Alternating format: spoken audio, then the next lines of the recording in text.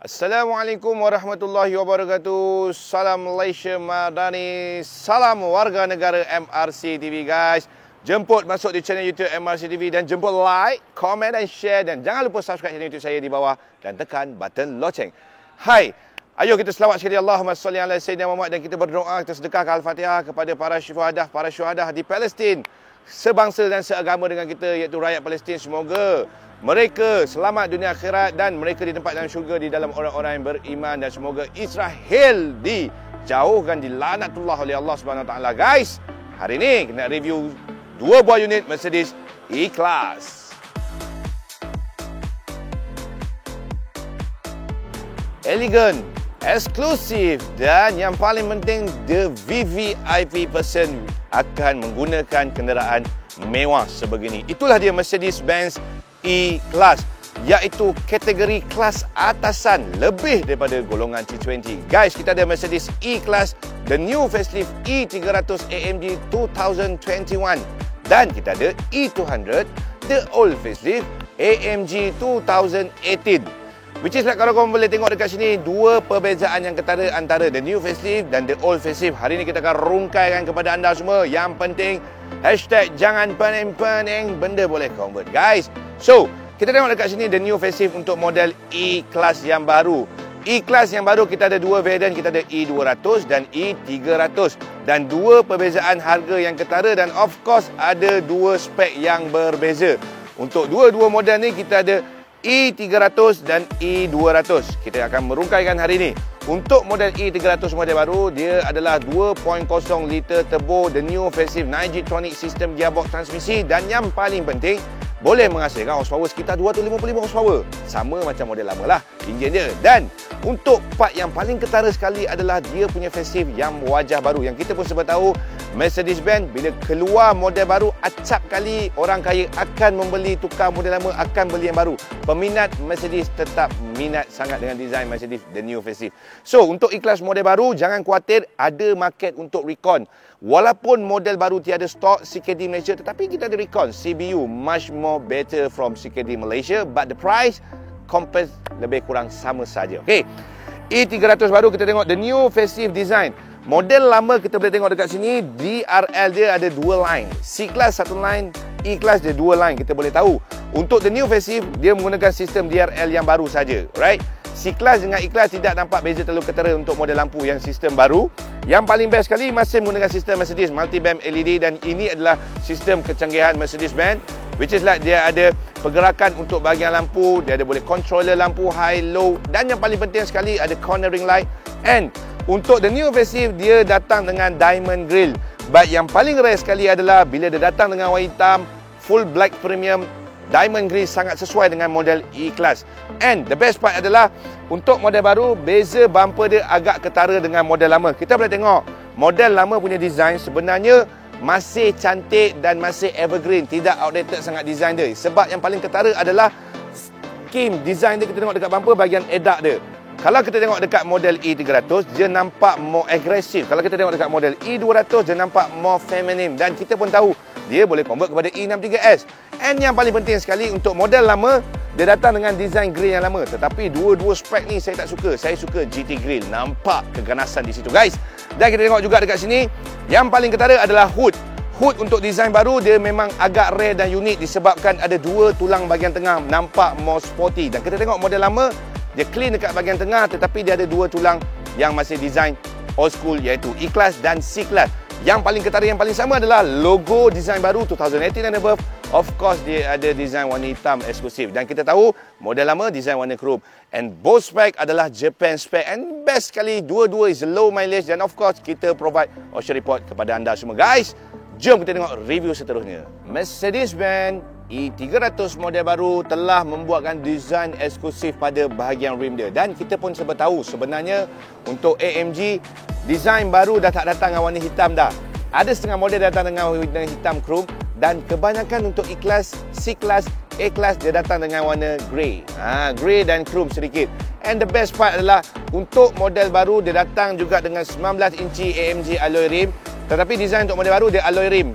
dia ada multi-spoke design. Kalau model lama, dia datang dengan 5 spoke, which is like the old design ni masih relevant dan masih cantik lagi sebenarnya. But model baru dia nampak more agresif untuk bahagian rim. Dan yang paling penting, tak payah keluar duit tukar rim sebab dia memang cantik. And untuk info anda semua, untuk model E-Class, dia punya saiz tayar JJ depan belakang memang lain. Which is like kita tengok kat depan dia 245 40 19, manakala dekat belakang dia lebar sedikit 275 35 19. Dan yang paling penting juga sebenarnya, dua tayar depan belakang tidak boleh rotate. Itulah Mercedes kedekut. Dia tak bagi kita rotate, tukar tayar baru. Yang paling best sekali, beli siap datang dengan ram flat tayar from Germany. Tayar ori kilang, bunga masih tebal, jangan pening-pening guys. Dan kita tengok dekat model lama juga masih datang juga dengan 19 inci. C-Class 18 inci, E-Class 19 inci. Dan depan belakang beza yang berlainan. That's why nak cari rim untuk model ni sangatlah susah aftermarket. Unless you buy the original. Because like Taiwan sukar untuk mencari depan dengan belakang saiz yang berbeza. Guys, kalau kita nak bercerita tentang kemewahan E-Class pada bahagian belakang, sebenarnya E-Class ni dia luxury view daripada bahagian belakang. Dan korang pun kena tahu sebenarnya E300, the new facelift, dan E200, the old facelift, menggunakan platform chassis yang sama iaitu W213. Dan model ni sebenarnya model yang paling laku di abad Malaysia kini. Dan untuk model baru 2024, dia keluar W214, the new facelift design Mercedes E-Class luar dan dalam. But both spec menggunakan chassis yang sama W213 dan both spec menggunakan platform iaitu sistem yang sama. That's why saya cakap dengan anda semua, jika ada bajet anda bawah daripada 300,000, korang boleh go for the E-Class Old Facelift 2018, 2019 and 2020. Jika korang punya bajet bawah daripada 400,000, korang boleh choose for the new facelift. E200 sekitar dalam 320,000, E300 sekitar dalam harga 380,000 sahaja. Dan dua-dua model ni juga adalah Japan spec. Okey, untuk E-Class model lama, adakah dia boleh jadi macam model baru? Yes, dia boleh jadi macam model baru. Perbezaan yang paling ketara adalah bahagian lampu dan bahagian bonnet trunk dan bahagian bumper. 3 item ni kalau korang boleh tukar, convert jadi the new facelift. Dan untuk model lama masih menggunakan sistem lampu design old school sedikit. Dan kita boleh tengok dia punya pantulan cahaya dia terlalu merah sangat. Dan kita pun tahu dia ada rear bar light dekat bahagian dalam lampu tu. Dan sebenarnya juga E-Class ni memang nampak betul-betul orang tua. Tetapi bila kita tukar the new feature E63S, spoiler E63S, dia nampak sedikit agresif untuk bahagian belakang. Tetapi kalau untuk E300 the new facelift, tak perlu nak convert apa-apa, gunakan standard sahaja dah nampak eksklusif. Sebab design lampu baru yang model baru ni dia dah nampak more smoke dan dia nampak jahat sedikit sebab dia dah kecilkan sedikit bahagian lampu dan lebar sedikit bahagian lampu belakang ni. Dan trunk bonnet baru ni dia dah buat design yang better. Dan dua-dua model ni ada power boot sebenarnya, dua-dua model, dan menggunakan platform chassis yang sama. Saya ulang lagi sekali, bonnet space sama, so tak perlu nak compare. Bonnet space sama, twin pipe exhaust. Dan yang paling penting, E-Class model baru ni dia nampak more lebar sedikit sebab design dia. Tapi E-Class model lama ni sebenarnya nampak cool dan eksklusif lagi guys. Dan saya pasti anda semua masih lagi mengumpul bajet untuk beli model yang lama kan. So guys, kemewahan daripada bahagian belakang, daripada hadapan, daripada bahagian tepi sebenarnya tidak menunjukkan karakter-karakter tu. Yang menunjukkan karakter E-Class adalah bahagian pemanduan, keselesaan penumpang. Itu adalah kelengkapan yang paling cukup untuk model E-Class, iaitu karakter orang-orang kaya. So jom ikut Amirul kita cerita bahagian dalaman.